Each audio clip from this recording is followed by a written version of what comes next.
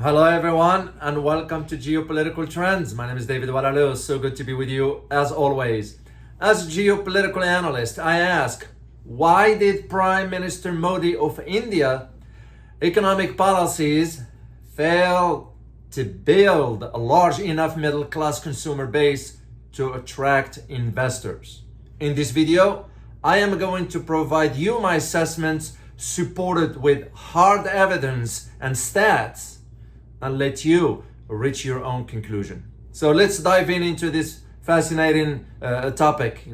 Economist R. Nagaraj said of India that it had not experienced such an economic downturn over the past 7 decades as it is currently experiencing, adding that the seriousness of this problem may not yet find a place in the minds of policymakers and the public.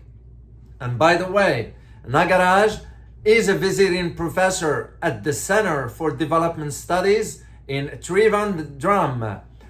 Prior to joining the CDS, Nagaraj was a professor of economics at the Indira Gandhi Institute of Development Research. So he's somebody who's from the area, from the country, and he can understand the reality of how it is.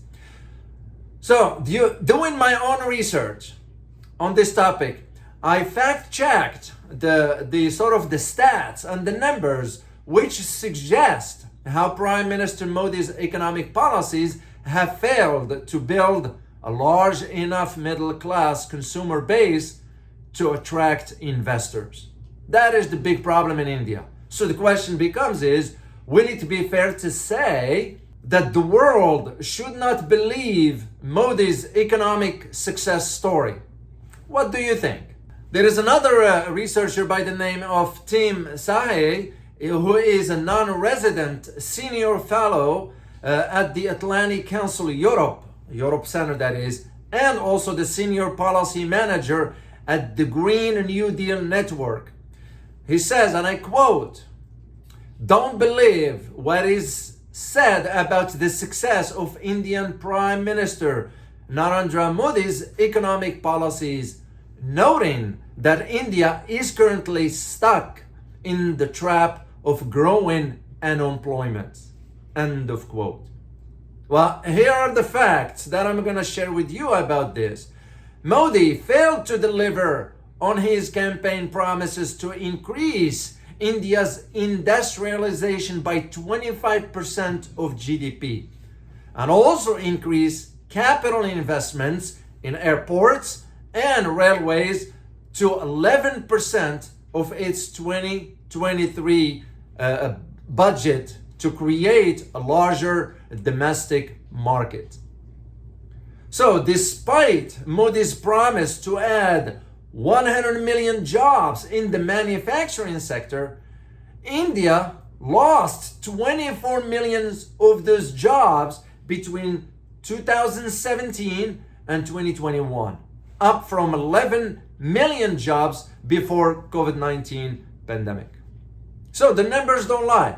Here's the thing about the unemployment, which again, I fact-checked, and I'm gonna provide you the links to all this information, where it came from and why it is accurate, and you can decide for yourself. The numbers of unemployed in India is now higher than it was in 2011.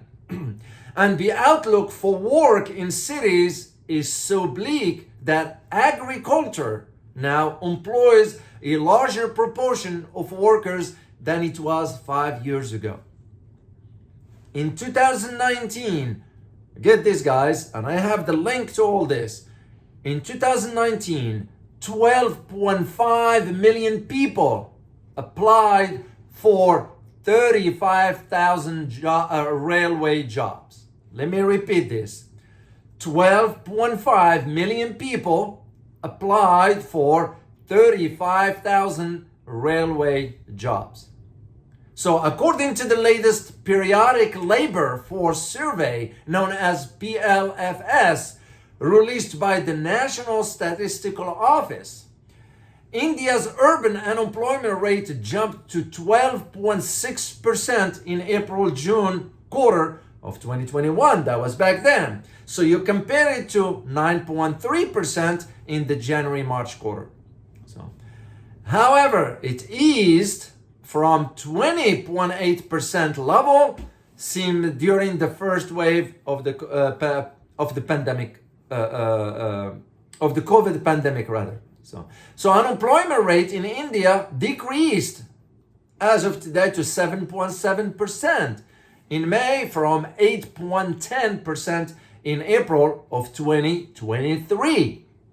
And this is, according to the source of it, is the Center for Monitoring India's Economy. And I will provide you the link to all this. So there are multiple factors that led to unemployment in any country, by the way, not just India, even here in the US. And speaking of the US, I am going to do a video about the US economy exposing, how the government is lying. The government in the United States is lying to Americans about the real reality or the real conditions of the economy. So I intend to do this video also about the United States.